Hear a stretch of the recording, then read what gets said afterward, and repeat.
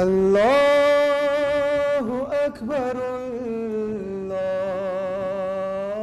اللہ اکبر اللہ اکبر اللہ اکبر اشہد ان لا الہ الا اللہ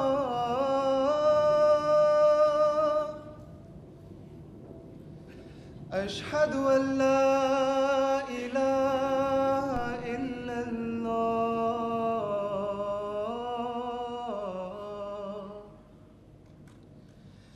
اشہد ان محمد رسول اللہ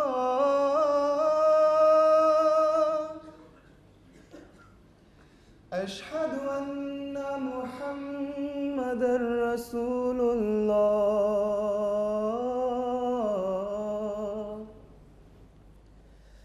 حی علی الصلاة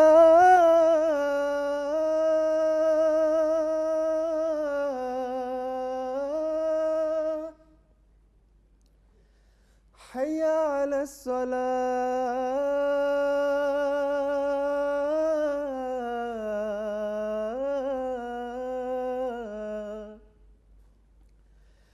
حی علی الفلاح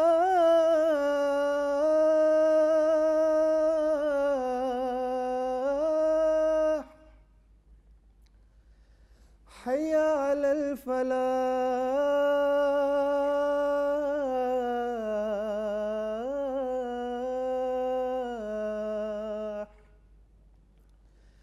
اللہ اکبر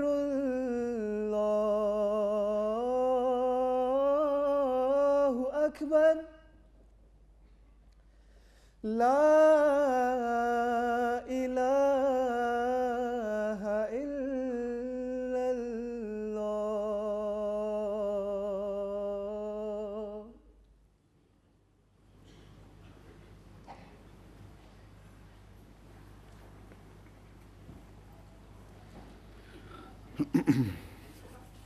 السلام علیکم ورحمۃ اللہ.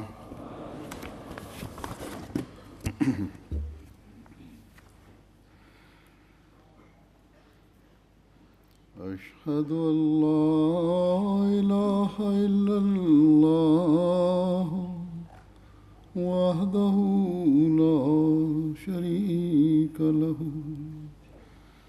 واشہد ان محمدا عبدہ ورسولہ اما بعد فاعوذ باللہ من الشیطان الرجیم بسم اللہ الرحمن الرحیم الحمد للہ رب العالمین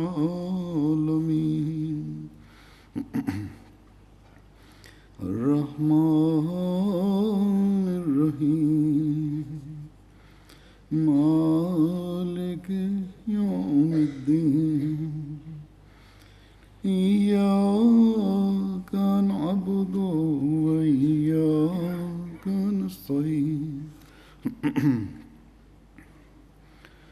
اهدنا الصراط المستقيم صراط الذين أنعمت عليهم غير المغضوب عليهم ولا الضالين.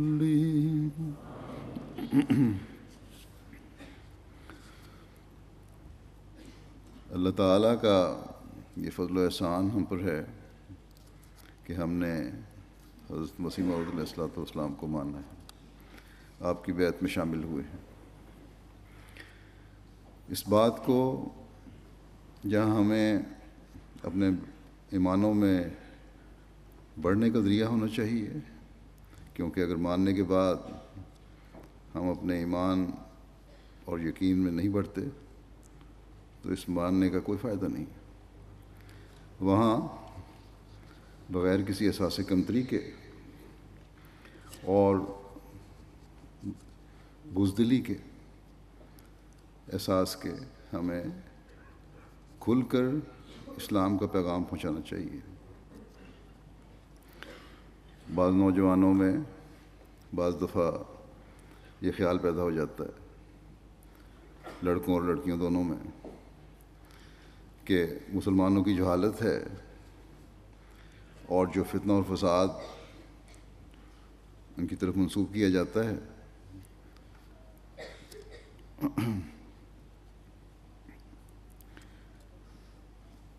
اس لحاظ سے، اس وجہ سے اسلام کے بارے میں زیادہ بات نہ کریں۔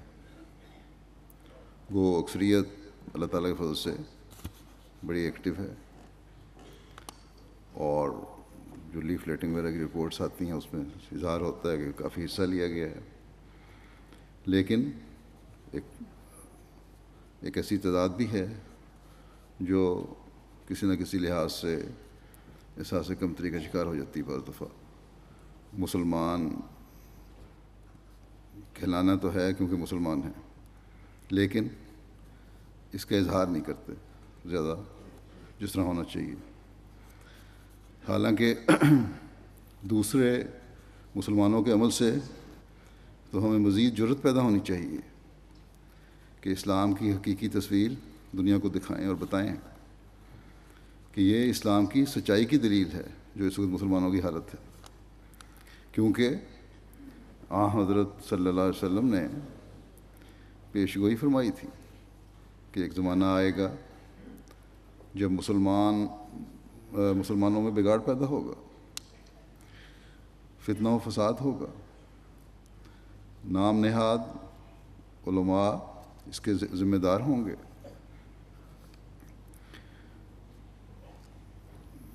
دنیا داری غالب ہو جائے گی مسلمانوں پر، اور اس وقت مسیح موعود اور مہدی موعود کا ظہور ہوگا،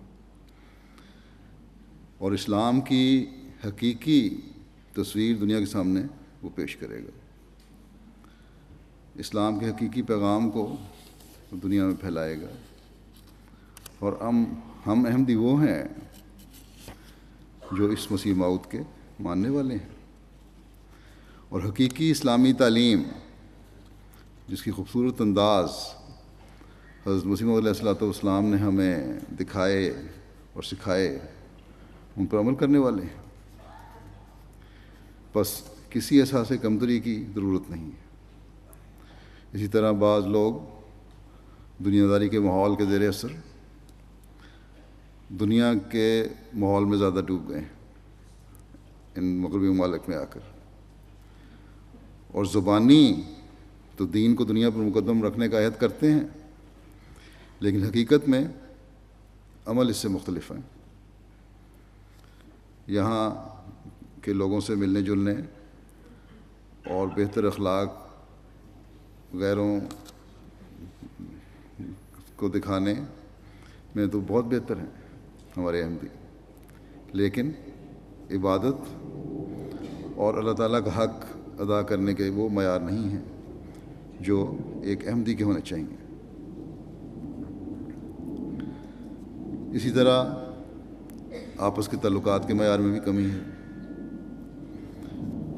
عہدیداروں کے لوگوں کے ساتھ عزت و احترام سے پیش آنے میں بھی کمی ہے، مختلف جگہوں پر شکایتیں آتی ہیں، اور لوگوں کا عہدیداروں کے لیے دل میں عزت کے جذبات رکھنے کے معیار کو بہتر کرنے کے لیے بھی ضرورت ہے۔ حضرت مسیح موعود علیہ السلام جس جماعت کو قائم کرنے آئے تھے وہ صرف اعتقادی اصلاح کرنے والی نہیں تھی، بلکہ ہر سطح اور ہر لحاظ سے عملی اصلاح کرنے والی جماعت تھی۔ بس اس لحاظ سے ہم میں سے ہر ایک کو اپنے جائزے لینے چاہیے کہ ہم اس کے حصول کے لیے کوشش کر رہے ہیں یا نہیں۔ جرمنی میں جو مسجدیں بن رہی ہیں اور جماعتیں قائم ہو رہی ہیں، جماعت کا تعارف بڑھ رہا ہے، اور اس کے ساتھ ہی ہم پر دنیا کی تنقیدی نظر بھی بڑھتی جائے گی۔ یہ قدرتی بات ہے کہ جب ہماری تعداد بڑھے گی تو دنیا سے تعارف بھی ہوگا، اور جب دنیا سے تعارف ہوگا تو تنقیدی نظر بھی بڑھے گی، اور بڑھتی جا رہی ہے۔ بس یہ چیز ہم سے مطالبہ کرتی ہے کہ ہم میں سے ہر ایک اپنی عملی حالتوں کے معیار کو بڑھائے اور حضرت مسیح موعود علیہ السلام کی بیعت کے مقصد کو پورا کریں۔ میں ہمیشہ کہتا ہوں اور پھر یاد دہانی کرواتا ہوں کہ احمدیوں کو ان ملکوں میں آ کر آباد ہونے کی 99.9% کو کم از کم ان ملکوں میں آباد ہونے کی اجازت ملنا ان کی کسی ذاتی خوبی کی وجہ سے نہیں ہے، بلکہ احمدیت کی وجہ سے ہے۔ اور اس لحاظ سے یہاں آ کر آباد ہونے والا ہر احمدی احمدیت کا خاموش مبلغ بھی ہے۔ اللہ تعالیٰ کے فضل سے یہاں کے اکثر احمدیوں کے اچھے نمونے اور اچھے تعلقات کی وجہ سے لوگوں پر جماعت کا اچھا اثر ہے، جس کا اظہار مختلف موقعوں پر ہو جاتا ہے۔ گزشتہ چند دنوں میں یہاں مختلف شہروں میں مسجدوں کے افتتاح اور مسجدوں کی بنیاد رکھنے کے پروگرام ہوئے، ان کا موقع ملا، اور وہاں مقامی لوگوں کی شمولیت اور لوگوں کی جماعت کے بارے میں جماعت کے بارے میں جو اظہار خیال تھا، جو خیالات وہ انہوں نے پیش کیے اپنے، اور انتظامیہ اور مقامی سیاستدانوں کے بھی جو خیالات تھے جس کا انہوں نے اظہار کیا، وہ اس بات کی تصدیق کرتے ہیں کہ اللہ تعالیٰ کے فضل سے مقامی احمدیوں کا مقامی لوگوں پر اچھا اثر ہے۔ لیکن مجھے یہ بھی احساس ہوا کہ اسلام کی حقیقی تعلیم کا جس طرح تعارف لوگوں میں ہونا چاہیے تھا اس طرح نہیں ہے، کیونکہ جب میں ان موقعوں پر اسلام کی تعلیم کے حوالے سے باتیں کرتا ہوں، یا جب بھی میں نے باتیں کی ان لوگوں سے، بہت سے لوگوں نے یہی کہا کہ اسلام کی اس حقیقی تعلیم کا ہمیں نہیں پتہ تھا، ہمیں علم نہیں تھا۔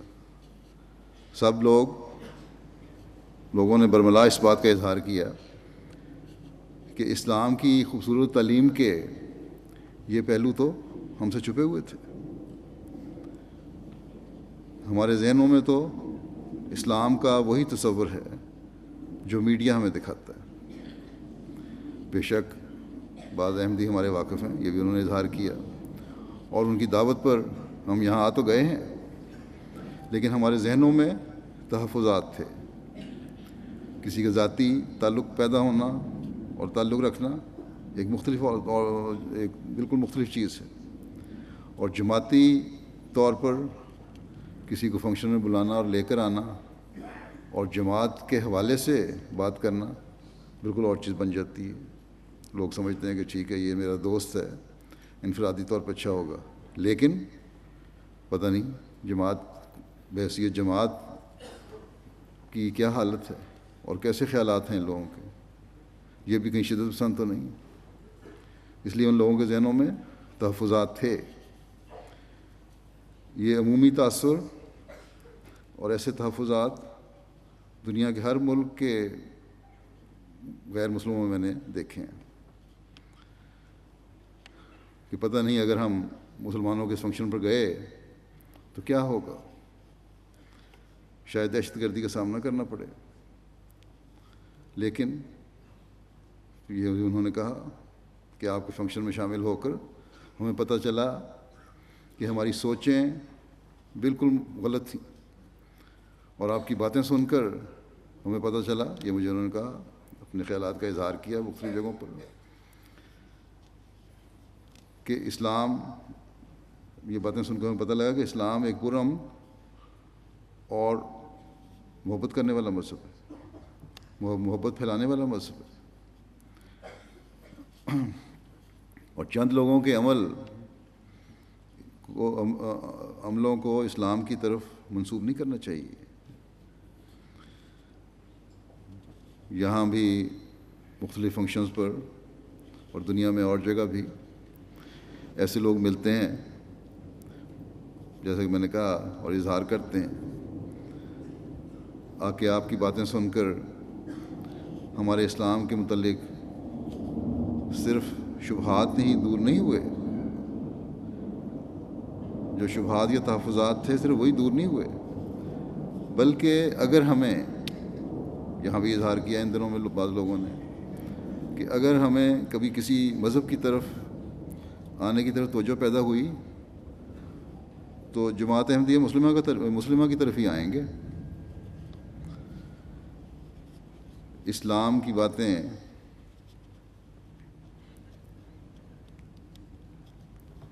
ہمارے سے سن کر لوگ کس طرح اپنے خیالات بدلتے ہیں، اس کی چند مثالیں میں دیتا ہوں۔ پہلی مسجد غالباً والشٹ کی تھی، وہاں آئے ہوئے ایک صاحب سائمن کلاس کہنے لگے کہ میرا آج اسلام کے بارے میں تصور بالکل بدل گیا، جہاد کے حقیقی معنوں کا آج مجھے پتہ چلا ہے۔ جہاد کے ان حقیقی معنوں کے بعد کوئی وجہ نہیں کہ جہاد کا لفظ سن کر ڈرا جائے، بلکہ اس میں کوئی خوف والی بات ہی نہیں ہے۔ کہتے ہیں یہاں آنے سے پہلے میرا خیال تھا اور میں ڈر رہا تھا کہ یہاں دہشت گرد حملہ بھی ہو سکتا ہے مجھ پر، اس لیے میں نے پہلے نہ آنے کا فیصلہ کیا دعوت کے بعد۔ لیکن پھر میرے ایک دوست جس نے جماعت کے بارے میں کچھ انٹرنیٹ پر معلومات حاصل کی تھی اور ویڈیو بھی دیکھی تھی، اس نے مجھے بتایا کہ یہ لوگ بڑے پرامن ہیں، اس لیے چلے جاؤ ان کے فنکشن پہ، کوئی حرج نہیں۔ لیکن پھر بھی کہتے ہیں میں خوف زدہ تھا، لیکن میں شکر کرتا ہوں، انہوں نے کہا کہ میں شکر کرتا ہوں کہ آج میں اس فنکشن میں شامل ہو گیا، اور شامل ہو کر مجھے پتہ چلا کہ تم لوگ زندگیاں لینے والے نہیں بلکہ زندگیاں دینے والے ہو، انسانی ہمدردی اور خدمت خلق کے کاموں کی وجہ سے دنیا کو زندگیاں دینے والے ہو۔ ایک ڈاکٹر فرائز سے فرانس کہتے ہیں کہ آج میں نے وہ اسلام دیکھا ہے جو نفرت کے ذریعے سے نہیں بلکہ محبت کے ذریعے سے پھیل رہا ہے۔ دوسری مسجد کا جہاں افتتاح ہوا وہاں بھی ایک خاتون کہنے لگیں کہ جو باتیں آج میں نے سنی ہیں کبھی کسی مسلمان لیڈر سے نہیں سنی۔ ایک خاتون کہنے لگیں کہ آج مجھے پتہ چلا ہے کہ اسلام ایک پرامن اور رحم کرنے والا مذہب ہے، اور مجھے پتہ چلا ہے کہ اسلام ہمسایوں کے حقوق کی کتنی حفاظت کرتا ہے۔ ایک سیرین مسلمان شامل ہوئے تھے فنکشن میں، کہنے لگے کہ آج کا دن میرے لیے بڑا جذباتی دن ہے۔ مجھے بتایا گیا تھا یہاں آنے سے پہلے، یا یہی تصور تھا عام طور پر، کہ احمدی مسلمان نہیں ہیں اور ان کا قرآن بھی مختلف ہے، لیکن آج مجھے پتہ چلا ہے کہ وہ سب جھوٹ ہے، اور احمدی اسی قرآن کو پڑھتے ہیں اور عمل کرتے ہیں اور اسی رسول صلی اللہ علیہ وسلم کو مانتے ہیں جسے باقی مسلمان مانتے ہیں۔ اور پھر کہا مجھے ملنے کے بعد، خلیفہ وقت کو ملنے کے بعد، اب عین ممکن ہے کہ میں احمدی ہو جاؤں۔ یہی خیالات یہاں جب پسند بنیاد رکھا گیا اس جگہ پر یہاں آئے ہوئے مہمانوں کے تھے، اور اسی طرح کے ماربرگ یونیورسٹی کی وائس چانسلر کہنے لگیں کہ اس وقت میں مکمل طور پر جذبات سے مغلوب ہوں۔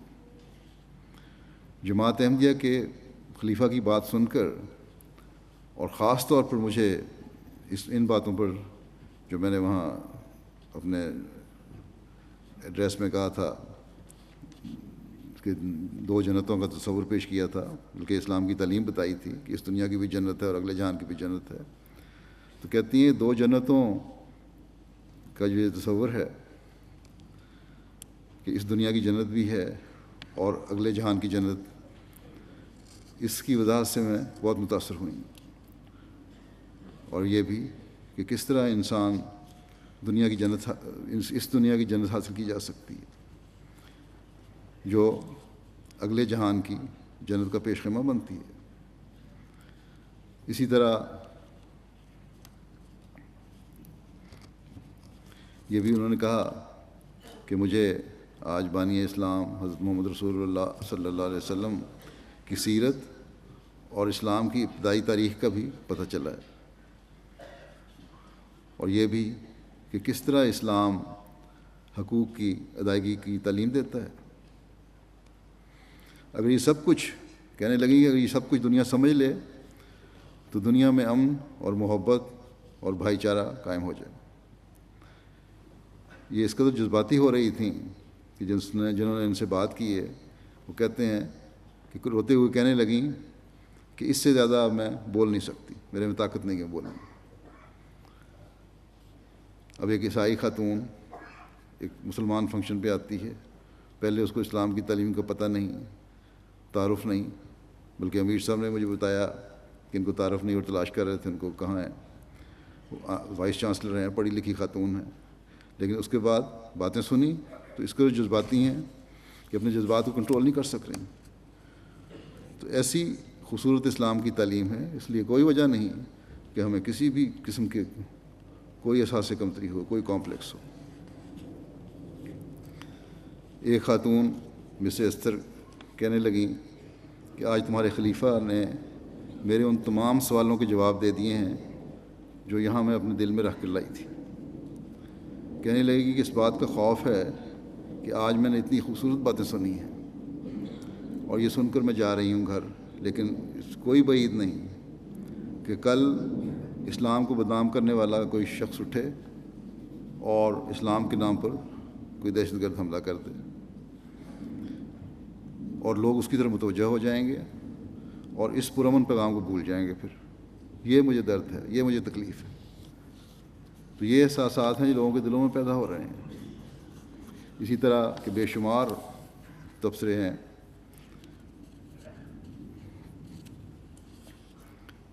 ہر جگہ اس طرح کے تبصرے آئے، اور جیسا کہ اس خاتون نے کہا کہ لوگ پرامن پیغام کو بھول جائیں گے، اور یہ حقیقت ہے کہ اسی طرح ہوتا ہے، اور میڈیا کی خاص طور پر یہ کوشش ہوتی ہے کہ اسلام کی اچھی تصویر کبھی دنیا کے سامنے پیش نہ ہو۔ اس لیے ہمارا کام ہے کہ ہم اس پیغام کو جو محبت، پیار اور صلح اور حقوق اللہ اور حقوق العباد کی ادائیگی کرنے والا پیغام ہے، اس کو پھیلانے کی کوشش کرتے چلے جائیں۔ اسلام کے نام پر ہر منفی عمل کے بعد جو یہ بعض نام نہاد مسلمان کرتے ہیں، ہمارا کام ہے کہ مثبت تعلیم دنیا کے سامنے پیش کریں۔ جو لوگ اور مہمان جو تھے مختلف فنکشنز پر آئے یا جن سے تعلقات ہیں لوگوں کے، ان سے اب مسلسل رابطہ بھی رکھیں۔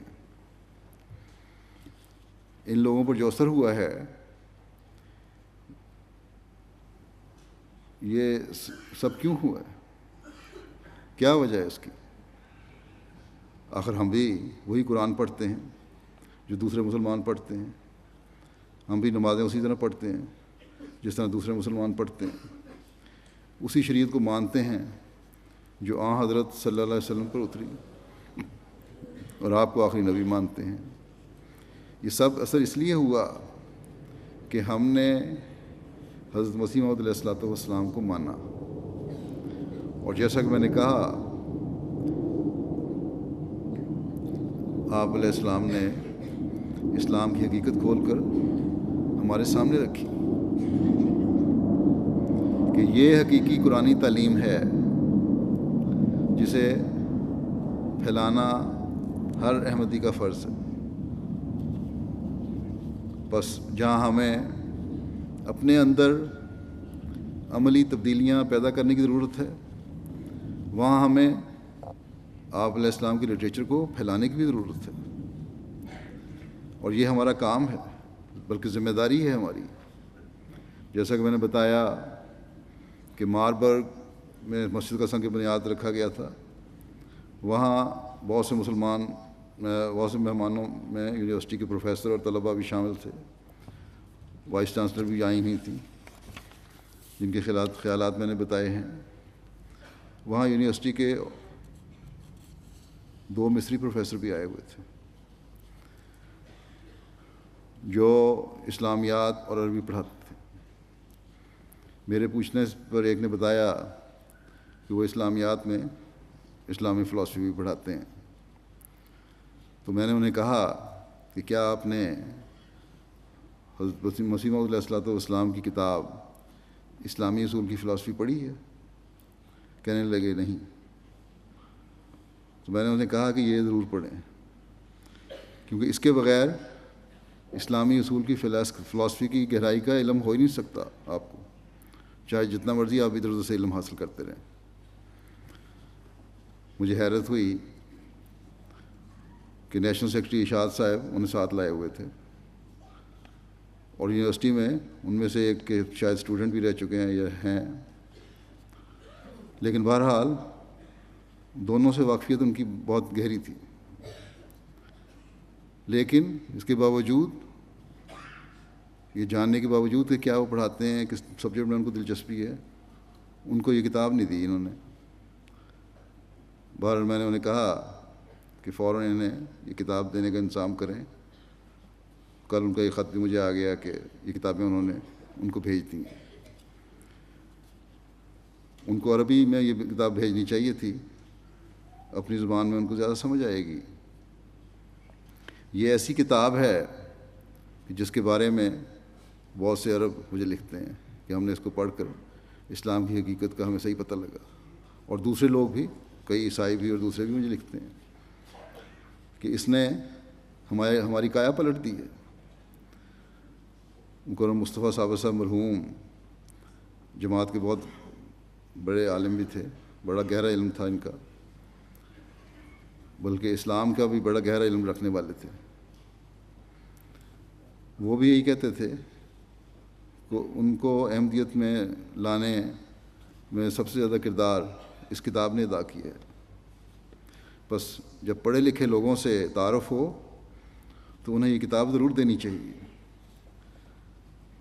ہمارے بعض یونیورسٹیوں میں پڑھنے والے لڑکے اور لڑکیوں کا یہ خیال ہے کہ شاید پرانے فقیہوں اور علماء عالموں کو پڑھ کر یا پرانے اماموں اور اولیاء کے ذکر پڑھ کر ان کا علم بہت بڑھ گیا ہے، اور اب ان کی علمیت کا کوئی مقابلہ نہیں کر سکتا۔ اس بارے میں شاید ان کا علم بڑھ گیا ہو، لیکن ان سے زیادہ علم غیر احمدی علماء کا ہے ان سے۔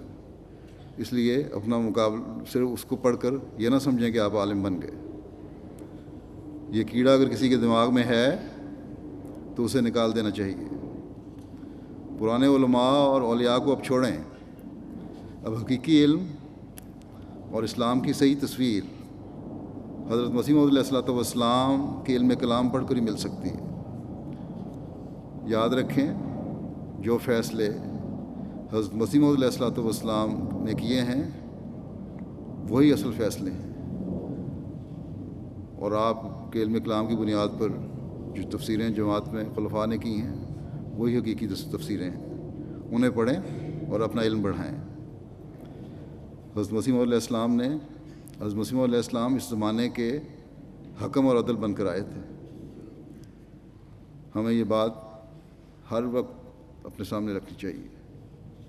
اس لیے جو کچھ آپ نے فرمایا ہے وہی سچ ہے اور اسلام کی تعلیم کی حقیقت ہے۔ اس لیے یہ نہ سمجھیں کہ دوسروں کی کتابیں پڑھ کر، علماء کی کتابیں پڑھ کر، فقیہوں کی کتابیں پڑھ کر، پرانے اماموں کی کتابیں پڑھ کر آپ عالم بن گئے۔ عالم اس وقت تک نہیں بن سکتے جب تک حضرت مسیح موعود علیہ الصلوۃ والسلام کی کتابیں نہیں پڑھتے۔ اللہ تعالیٰ نے جب حضرت مسیح علیہ الصلوۃ والسلام کو بھیجا ہے اس زمانے کی اصلاح کے لیے، تو آپ کو براہ راست علم بھی عطا فرمایا ہے۔ حضرت مسیح علیہ الصلوۃ والسلام ایک جگہ فرماتے ہیں کہ جو شخص ایمان لاتا ہے اسے اپنے ایمان سے یقین اور عرفان تک ترقی کرنی چاہیے، نہ یہ کہ وہ پھر ظن میں گرفتار ہو۔ یاد رکھو، ظن مفید نہیں ہو سکتا۔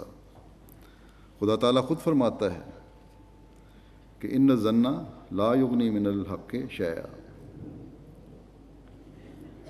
کہ وہم اور ظن جو ہے حق کے مقابلے میں کوئی کام نہیں آ سکتا۔ فرمایا کہ یقین ہی ایک ایسی چیز ہے جو انسان کو بامراد کر سکتی ہے۔ یقین کے بغیر کچھ نہیں ہوتا۔ اگر انسان ہر بات پر بدظنی کرنے لگے تو شاید ایک دم بھی دنیا میں نہ گزار سکے۔ اب اس مثال دیتے ہوئے فرماتے ہیں، ایک مثال کہ وہ پانی بھی نہ پی سکے، کہ شاید اس میں زہر ملا دیا ہو، بازار کی چیزیں نہ کھا سکے کہ ان میں ہلاک کرنے والی کوئی شے نہ ہو، پھر کس طرح وہ رہ سکتا ہے، زندہ رہ سکتا ہے۔ یہ ایک فرمایا کہ ایک موٹی مثال ہے۔ آپ فرماتے ہیں اسی طرح پر انسان روحانی امور میں اس سے فائدہ اٹھا سکتا ہے۔ اب تم خود سوچ لو، فرمایا خود سوچ لو اور اپنے دلوں میں فیصلہ کر لو کہ کیا تم نے میرے ہاتھ پر جو بیعت کی ہے اور مجھے مسیح موعود حکم عدل ماننا ہے، تو اس ماننے کے بعد میرے کسی فیصلے یا فعل پر اگر دل میں کوئی کدورت یا رنج آتا ہے تو اپنے ایمان کا فکر کرو۔ فرمایا کہ وہ ایمان جو خدشات اور توہمات سے بھرا ہوا ہے کوئی نیک نتیجہ پیدا کرنے والا نہیں ہوگا، لیکن اگر تم نے سچے دل سے تسلیم کر لیا ہے کہ مسیح موعود واقعی حکم ہے، تو پھر اس کے حکم اور فعل کے سامنے اپنے ہتھیار ڈال دو، خاموش ہو جاؤ، جو کہا گیا اس کو مانو، اور اس کے فیضوں کو عزت کی نگاہ سے دیکھو، تا تم رسول اللہ صلی اللہ علیہ وسلم کی پاک باتوں کی عزت اور عظمت کرنے والے ٹھہرو۔ فرمایا کہ رسول اللہ صلی اللہ علیہ وسلم کی شہادت کافی ہے۔ وہ تسلی دیتے ہیں کہ وہ تمہارا امام ہوگا، جو مسیح موعود آئے گا وہ تمہارا امام ہوگا اور وہ حکم عدل ہوگا۔ اگر اس پر تسلی نہیں ہوئی تو پھر کب ہوگی؟ فرماتے ہیں یہ طریق ہرگز اچھا اور مبارک نہیں ہو سکتا کہ ایمان بھی ہو اور دل کے بعض گوشوں میں بدظنیاں بھی ہوں۔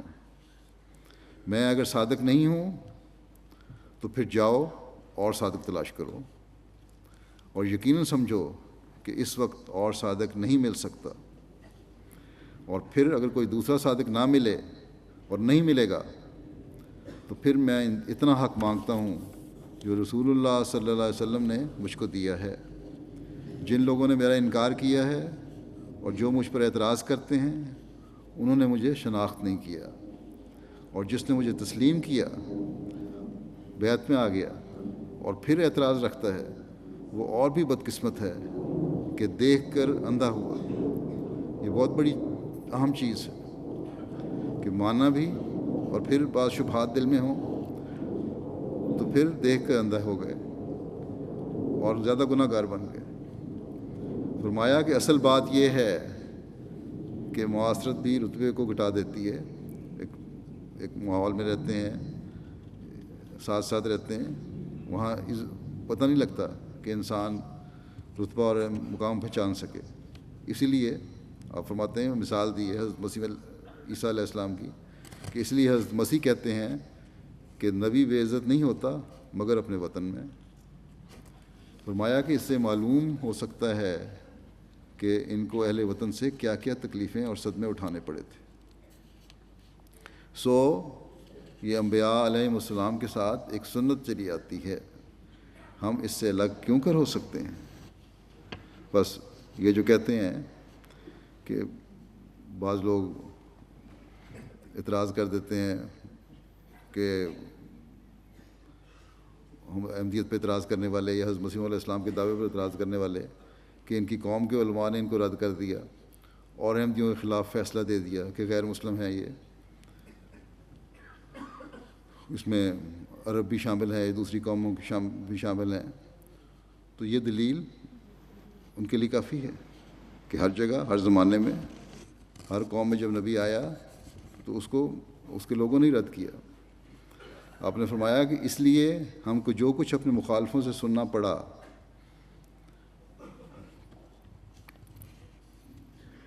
یہ اسی سنت کے موافق ہے، بلکہ مخالفت جو ہے نبی کی یا حضرت مسیح علیہ السلام کی یہ آپ کی سچائی کی دلیل ہے، کیونکہ اللہ تعالیٰ کی یہ سنت ہے انبیاء کی کہ اسی طرح ہوتا ہے۔ آپ نے فرمایا کہ ما یاتیہم من رسول الا کانوا بہ یستہزئون، اور کوئی رسول ان کے پاس نہیں آتا تھا مگر وہ اس کا استہزاء کرتے تھے، اس سے ہنسی مذاق اس کی ہنسی اڑاتے تھے۔ آپ فرماتے ہیں کہ افسوس اگر یہ لوگ صاف نیت سے میرے پاس آتے، مخالفین کو مخاطب ہو کے فرمایا کہ اگر صاف نیت سے میرے پاس آتے تو میں ان کو وہ خدا دکھاتا جو خدا نے مجھے دیا ہے، اور وہ خدا خود ان پر اپنا فضل کرتا اور انہیں سمجھا دیتا، مگر انہوں نے بخل اور حسد سے کام لیا، اب میں ان کو کس طرح سمجھاؤں؟ لیکن ہم جو ماننے والے ہیں ہمارا کام ہے کہ جب ہم آ گئے، ہم نے مان لیا، تو پھر اس خدا سے تعلق پیدا کریں اپنا، دنیا داری میں نہ پڑ جائیں۔ یہ دنیا عارضی ہی ہے، اس لیے ہمیں فکر کرنی چاہیے اگلے جہان کی بھی۔ آپ نے فرمایا کہ جب انسان سچے دل سے حق طلبی کے لیے آتا ہے تو سب فیصلے ہو جاتے ہیں، لیکن جب کوئی بد گوئی اور شرارت مقصود ہو تو کچھ بھی نہیں ہو سکتا۔ فرمایا کہ حجج الکرامہ میں ابن عربی کے حوالے سے لکھا ہے کہ مسیح موعود جب آئے گا تو اسے مفتری اور جاہل ٹھہرایا جائے گا، اور یہاں تک بھی کہا جائے گا کہ وہ دین کو تغیر کرتا ہے۔ اس وقت ایسا ہی ہو رہا ہے، اس قسم کے الزام مجھے دیے جاتے ہیں۔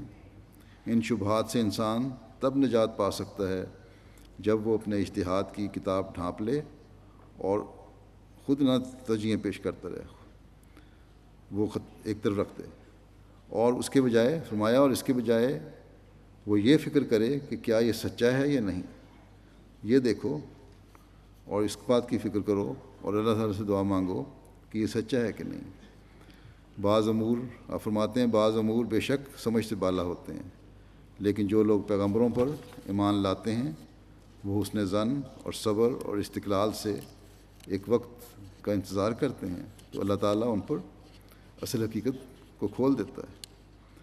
فرمایا کہ رسول اللہ صلی اللہ علیہ وسلم کے وقت صحابہ سوال نہ کرتے تھے، بلکہ منتظر رہتے تھے کہ کوئی آ کر سوال کرے تو وہ فائدہ اٹھاتے تھے، ورنہ خود خاموش سر تسلیم کیے ہوئے بیٹھے رہتے اور جرت سوال کی نہ کرتے تھے۔ فرمایا کہ میرے نزدیک ایک اصل اور اسلم طریق یہی ہے کہ ادب کرے جو شخص آداب النبی کو نہیں سمجھتا اور اس کو اختیار نہیں کرتا، اندیشہ ہے کہ وہ ہلاک نہ کیا جائے۔ وہ اپنا کو بھی ساتھ نصیحت کر دی کہ بزدنیاں بھی نہیں ہونی چاہیے، سوالات بلا وجہ کے سوالات نہیں ہونے چاہیے۔ پہلی بات تو یہ کہ ہمیں کسی احساس کمتری کا شکار ہونے کی ضرورت نہیں، جیسا کہ میں نے پہلے بھی کہا۔ بعض معاملات میں اگر پرانے بزرگوں اور اولیاء کی آراء ہیں تو وہ اس حکم اور عدل کے سامنے کوئی حیثیت نہیں رکھتی اگر آپ نے ان کے مقابلے میں کوئی اپنی رائے پیش کی ہے یا اپنا فیصلہ دیا ہے۔ ان بزرگوں نے اپنے وقت میں اسلام کے لیے کام کیا اور بہت کام کیا، اور امت کو اپنے اپنے دائرے میں سنبھالنے کی کوشش کی ان پرانے بزرگوں نے۔ لیکن اب جب خاتم الخلفاء اور خاتم الاولیاء اور مجدد آخر الزمان اور حکم اور عدل آ گیا تو پھر جو اس کے فیصلے ہیں اور جو اس کا علم ہے اور جو اس نے اسلام کے بارے میں بتایا ہے وہی حق ہے، باقی سب غلط ہے، اور ہم نے بیعت کے بعد اس کی تعمیل کرنی ہے، یہ ہمیں یاد رکھنا چاہیے۔ اور یہی حقیقی اسلام ہے جسے دنیا اس وقت پسند کرتی ہے۔ جیسا کہ میں نے کہا، کیوں ہمیں پسند کرتے ہیں لوگ؟ اسی لیے کہ ہم اس اسلام کو پیش کرتے ہیں جو حضرت مسیح علیہ السلام نے ہمیں سکھایا۔ جب اس کی بہت سی چند مثالیں میں نے پیش کی ہیں، اور بہت سی مثالیں ہیں۔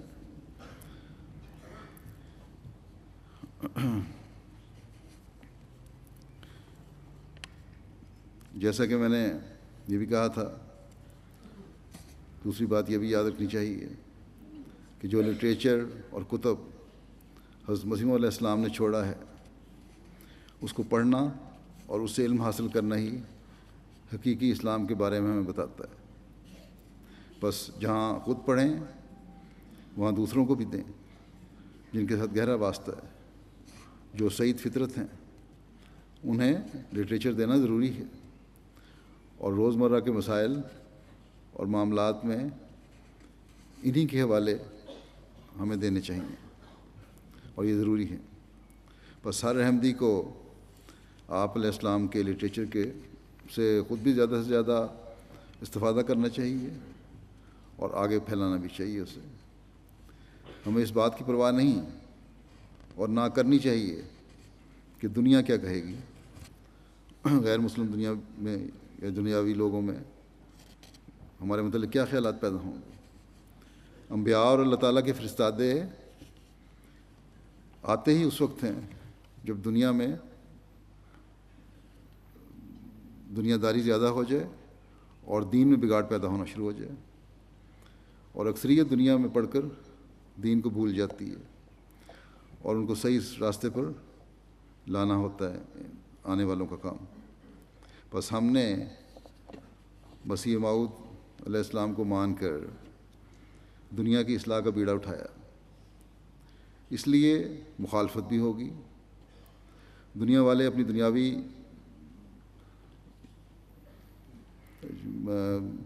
فائدوں اور مزوں کے لیے قانون بناتے ہیں۔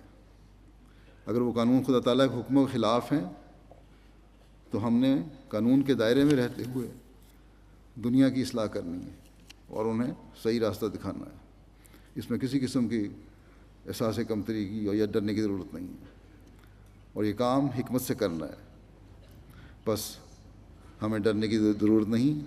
جو غلط ہے اور جسے دین نے غلط کہا ہے اسے غلط ہم نے کہنا ہے۔ یہ بات ہر احمدی کو اپنے ذہن نشین کرنی چاہیے۔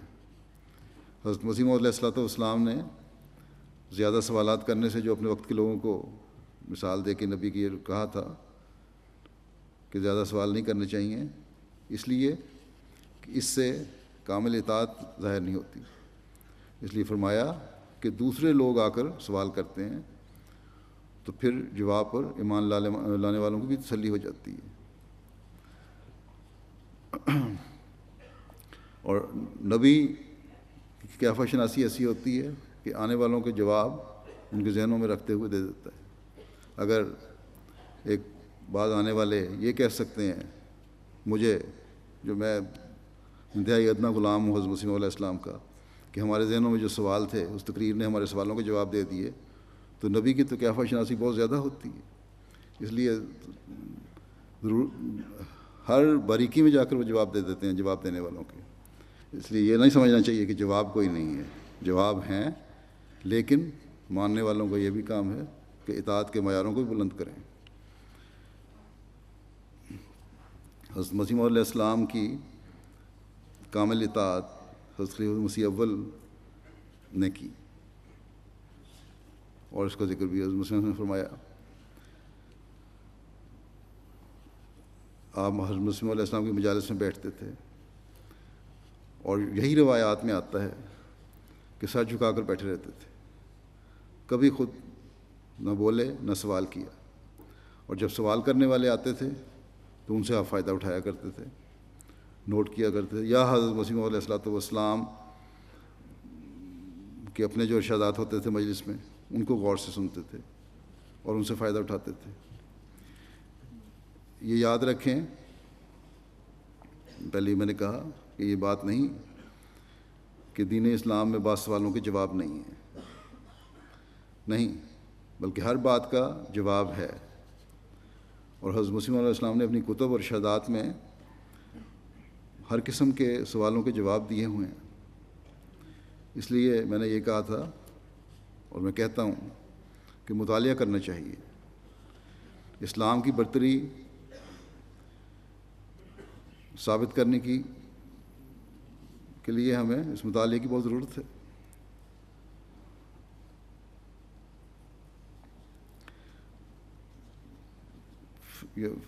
فقہی مسائل ہیں یا روزمرہ کے معاملات سے تعلق رکھنے والی باتیں ہیں یا علمی مسائل ہیں، یہ سب باتیں ہمیں حضرت مسیح علیہ السلام کے لٹریچر میں مل جاتی ہیں، اور خلفاء نے اس کو مزید کھول کر بیان کیا ہے۔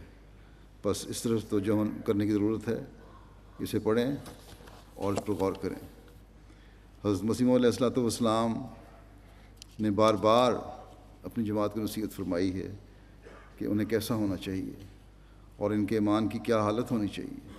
اس حوالے سے بھی میں آپ کا ایک اقتباس پیش کرتا ہوں تاکہ بیعت کا حق ادا کرنے والا ہم میں سے ہر ایک بن جائے۔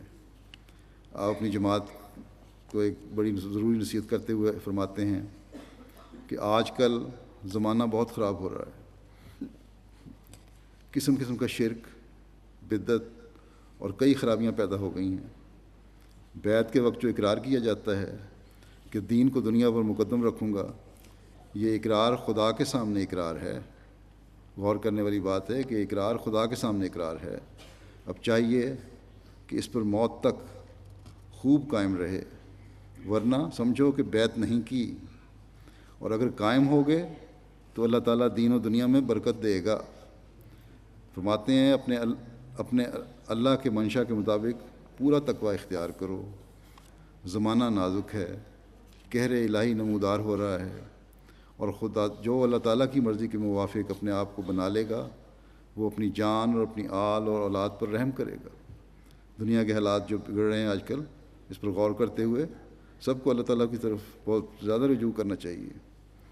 دیکھو، فرمایا دیکھو، انسان روٹی کھاتا ہے، جب تک سحری کے موافق پوری مقدار نہ کھا لے تو اس کی بھوک نہیں جاتی۔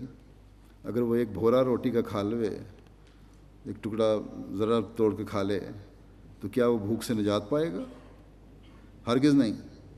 اور اگر وہ ایک قطرہ پانی کا اپنے حلق میں ڈالے تو وہ قطرہ اسے ہرگز نہ بچا سکے گا، بلکہ باوجود اس قطرے کے وہ مرے گا۔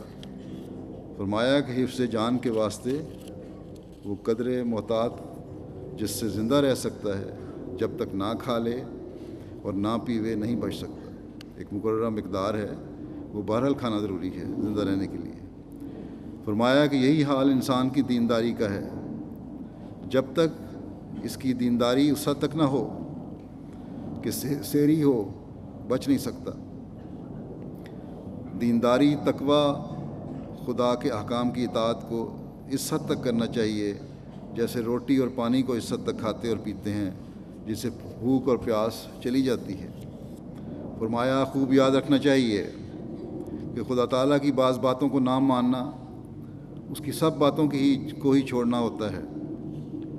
اگر ایک حصہ شیطان کا ہے اور ایک اللہ کا، تو اللہ تعالیٰ حصہ داری کو پسند نہیں کرتا، شراکت داری کو اللہ تعالیٰ پسند نہیں کرتا۔ یہ سلسلہ، فرمایا کہ یہ سلسلہ اسی لیے ہے کہ انسان اللہ تعالیٰ کی طرف آوے، اگرچہ خدا کی طرف آنا بہت مشکل ہوتا ہے اور ایک قسم کی موت ہے، مگر آخر زندگی بھی اسی میں ہے۔ جو اپنے اندر سے شیطانی حصہ نکال کر پھینک دیتا ہے وہ مبارک انسان ہوتا ہے، اور اس کے گھر اور نفس اور شہر سب جگہ اس کی برکت پہنچتی ہے۔ لیکن اگر اس کے حصے میں ہی تھوڑا آیا ہے تو وہ برکت نہ ہوگی۔ جب تک بیعت کا اقرار عملی طور پر نہ ہو، بیعت کچھ چیز نہیں ہے۔ جس طرح سے ایک انسان کے آگے تم بہت سی باتیں زبان سے کرو مگر عملی طور پر کچھ بھی نہ کرو تو وہ خوش نہ ہوگا، اسی طرح خدا کا معاملہ ہے۔ وہ سب غیرت مندوں سے زیادہ غیرت مند ہے۔ کیا ہو سکتا ہے کہ ایک تو تم اس کی اطاعت کرو، پھر ادھر اس کے دشمنوں کی بھی اطاعت کرو؟ اس کا نام تو نفاق ہے۔ انسان کو چاہیے کہ اس مرحلے میں زید و بکر کی پرواہ نہ کرے، مرتے دم تک اس پر قائم رہو۔ فرمایا کہ بدی کی دو قسمیں ہیں، ایک خدا کے ساتھ شرک کرنا، اس کی عظمت کو نہ جاننا، اس کی عبادت اور اطاعت میں کسل کرنا، دوسری یہ کہ اس کے بندوں پر شفقت نہ کرنا، ان کے حقوق ادا نہ کرنے۔ اب چاہیے کہ دونوں قسم کی خرابی نہ کرو، خدا کی اطاعت پر قائم رہو، جو عہد تم نے بیعت میں کیا ہے اس پر قائم رہو، خدا کے بندوں کو تکلیف نہ دو، قرآن کو بہت غور سے پڑھو، قرآن کو بہت غور سے پڑھو، اس پر عمل کرو، ہر ایک قسم کے ٹھٹھے اور بیہودہ اور مشرکانہ مجلسوں سے بچو، پانچوں وقت نماز کو قائم رکھو، غرضی کہ کوئی ایسا حکم الہی نہ ہو جسے تم ٹال دو، بدن کو بھی صاف رکھو اور دل کو ہر ایک قسم کے بے جا کینے، بغض اور حسد سے پاک کرو، یہ باتیں ہیں جو خدا تم سے چاہتا ہے۔ اب یہ ہر ایک کو اپنے جائزے لینے کی ضرورت ہے کہ کس حد تک اپنے آپ کو بیہودہ اور مشرکانہ مجلسوں سے بچایا ہوا ہے۔ بہت سے ایسے ہیں جو کہیں گے ہم تو ایک خدا پر یقین رکھتے ہیں، ہم تو مشرکانہ مجلسوں میں نہیں بیٹھتے، لیکن یاد رکھیں کہ کوئی مجلس ہو، جیسے انٹرنیٹ ہے یا ٹی وی ہے یا کوئی ایسا کام ہے اور مجلس ہے جو نمازوں اور عبادت سے غافل کر رہی ہے، وہ مشرکانہ مجلس ہی ہے۔ بس اس گہرائی سے اپنے جائزے لینے کی ضرورت ہے ہمیں۔ آپ علیہ السلام نے خاص طور پر توجہ دلائی کہ 5 وقت نمازوں کو قائم کرو، اور نمازوں کو قائم کرنا باجماعت نماز کی ادائیگی ہے اور باقاعدہ اور وقت پر ادائیگی ہے۔ میں نے تو جائزہ لیا ہے، مجھے تو اس میں ابھی بھی بہت کمزوری نظر آ رہی ہے۔ یہاں بھی مجھے دعا کے لیے جب کہتے ہیں لوگ، اور جب پوچھو کہ تم خود دعا کرتے ہو، نمازیں پڑھتے ہو، باقاعدہ پڑھ رہے ہو، تو جواب نفی میں ہوتا ہے، یہ کہ کوشش کرتے ہیں۔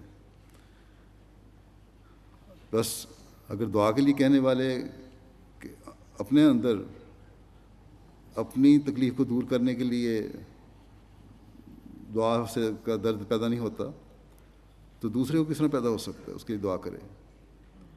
ہاں، خود اگر اپنی دعاؤں کا حق ادا کر رہے ہوں تو دوسروں کی دعائیں پھر مدد کرتی ہیں، اور یہی آن حضرت صلی اللہ علیہ وسلم نے فرمایا ہے۔ اسی طرح جو معاشرتی برائیاں ہیں، جیسا کہ میں نے پہلے بھی مختصر ذکر کیا ہے کہ آپس میں محبت، پیار اور بھائی چارے کے بعض لوگوں میں وہ معیار نہیں جو ہونے چاہیے، بلکہ بغض، حسد اور کینہ پایا جاتا ہے۔ بس اپنے گریبانوں میں جھانکنے کی ہر ایک کو ضرورت ہے۔ دوسروں کو نہ دیکھیں کوئی کیسا ہے، اپنی اصلاح کریں، اپنے آپ کو دیکھیں۔ اپنی اصلاح کر لیں گے تو باقی برائیاں دور ہو جائیں گی۔ کوئی یہ دعویٰ نہیں کر سکتا کہ میں ہر لحاظ سے پاک ہوں۔ بس ہمیشہ اپنی کوتاہیوں اور غلطیوں کے لیے استغفار ہمیں کرتے رہنا چاہیے۔ اللہ تعالیٰ ہم سب کو اس کی توفیق عطا فرمائے اور ہم حقیقت میں حضرت مسیح علیہ الصلوۃ والسلام کی بیعت میں آنے کا حق ادا کرنے والے ہوں۔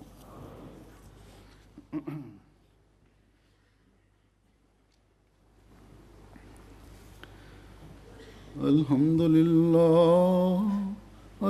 للہ نحمده ونستعینه ونستغفره ونؤمن به ونتوکل علیہ ونعوذ باللہ من شرور انفسنا